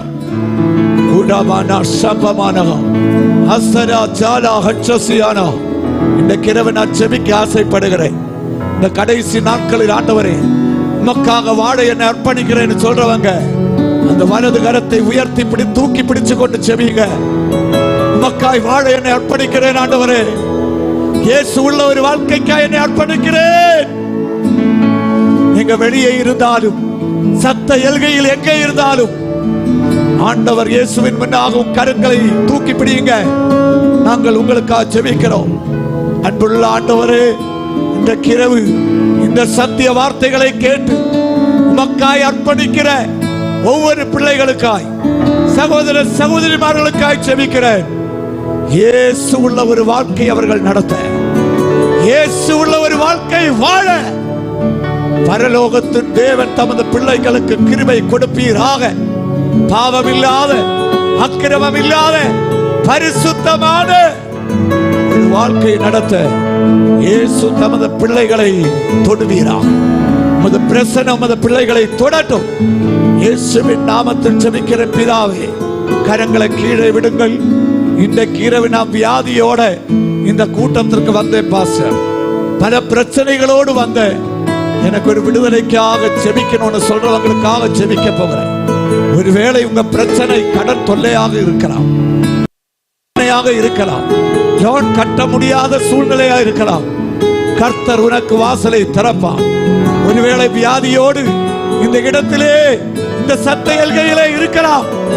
இயேசு உன்னுடைய சரீரத்தை தொடுவார், இந்த வியாதியை குணமாக்குவார். வாழ்க்கையிலே குடும்ப வாழ்க்கையில் நிம்மதி இல்லை, சமாதானம் இல்லாமல் இருக்கிறேன் என்று சொல்கிறவர்களுக்கு அவர் சமாதானத்தை தருவார். எப்படிப்பட்ட பிரச்சனைகள்ல இருக்கிறவர்கள் இந்த இரவு ஜெபத்திற்காக ஆசைப்பட்டாலும் உங்கள் வலது கரங்கள் உங்கள் நெற்றி மேலே இல்லாட்டி வியாதியுள்ள இடங்களை வைத்துக் கொள்ளுங்கள். நாங்கள் ஜெபிக்கிற இந்த நிமிடத்தில் கர்த்தருடைய வல்லமை, அவருடைய வல்லமை பலமாய் உங்கள் சரீரத்தில் இறங்கி அவர் உங்களை விடுவிக்க போகிறார். விசுவாசம் உள்ளவர்கள் வலது கரத்தை வைத்து ஜெபிக்க ஆரம்பிங்க. எப்பேற்பட்ட பிரச்சனைகளா இருந்தாலும் ஊழியக்காரர்கள் நாங்கள் சேர்ந்து ஜெபிக்க போகிறோம். இயேசுவின் நாமத்தினாலே, இயேசுவின் நாமத்தினாலே, இயேசுவின் நாமத்தினாலே, இயேசுவின் நாமத்தினாலே, இயேசுவின் நாமத்தினாலே, இயேசுவின் நாமத்தினாலே, ஆண்டவர் இயேசுவின் நாமத்தினாலே கர்த்தருடைய வல்லமை அநேக சரீரங்களை தொட போகிறது. அநேக கட்டுகள் இன்றைக்கு அழிக்கப்பட போடுகிறது. வேதனையோடு பாரத்தோடு இந்த சத்தத்தை கேட்டு ஜெபித்துக் கொண்டிருக்கிற ஒவ்வொருவர் மேலும் கர்த்தருடைய வல்லமை இறங்க போகிறது. எல்லா கண்களை மூடிக்கொள்ளுங்க, எல்லா நாவை திறந்து ஸ்தோத்திரம் சொல்லுங்க. ஊடமானா சம்பமானா அத்தனா ரகத்துராதனா. ஆண்டவரே, உமது ஊழியக்காரர்கள் நாங்கள் சேர்ந்து உமது பிள்ளைகளுக்காக ஜெபிக்கிறோம். வேதனையோடு, கலக்கத்தோடு, மனபாரத்தோடு, கடல் தொல்லையோடு, குடும்பத்தில் நிம்மதி இல்லாமல் பல பாரங்களை கொண்டு தேவ சத்தத்தை கேட்டுக் கொண்டிருக்கிற, கரத்தை வைத்து ஜெபிக்கிற ஒவ்வொரு நபர்களுக்காக ஜெபிக்கிற கர்த்தருடைய மகிமை உமது பிள்ளைகளை தொடட்டும். இயேசு கிறிஸ்துவின் நாமத்தினாலே அவருடைய கட்டுகள் அவிழ்க்கப்படுவதாக. இயேசு கிறிஸ்துவின் நாமத்தினாலே வியாதிகள் குணமடைவதாக. இயேசு கிறிஸ்துவின் நாமத்தினாலே பிரச்சனைகளில் இருந்து மக்கள் விடுதலை பெற்றுக் கொள்வார்களாக. இயேசு கிறிஸ்துவின் நாமத்தினாலே சமாதானம் உண்டாகட்டும், சந்தோஷம் உண்டாகட்டும், பண பிரச்சனைகள் மாறட்டும், கடன் தொல்லைகள் மாறட்டும். உமது வல்லமை உமது பிள்ளைகளை நிரப்படும். விசுவாசிக்கிறவங்க கரம் அடித்து துதிக்க ஆரம்பிங்க. கரம் அடித்து தேவனை துதிக்க ஆரம்பிங்க. ஊடா வானா சபமா ரவன ஹதன ஹஸ்தனா நீவன் கமனக சைதமா. கரம் அடித்து தேவனை துதிக்கும் போது தேவ வல்லமை வல்லமை வல்லமை சரீரங்களை நிரப்படும், சரீரங்களை நிரப்படும். சரீரங்களுடைய கட்டுகள் இயேசுவின் நாமத்தில் அழிவதாக. In the name of Jesus, in the name of Jesus, இயேசுவின் நாமத்தில், இயேசுவின் நாமத்தில் நமது பிள்ளைகள் விடுதலை அடைவார்களாக. கர்த்தருடைய வல்லமை ஒவ்வொருவரை நிரப்படும். எல்லா கரத்தை கொட்டி, எல்லா கரங்களை கொட்டி அவரை துதிக்க ஆரம்பிங்க. ஊடாபானா ஷபமா ரமனா ஹதனா வச்சா ஈவன வைதம ஹத்துரா அந்தர வரவர வைதா ஈவன் கவனா ஜானா அந்தர வரவர வைதவனா ஊடவராதா. இயேசுவின் நாமத்தில் ராஷா காரியா அந்தமரகசி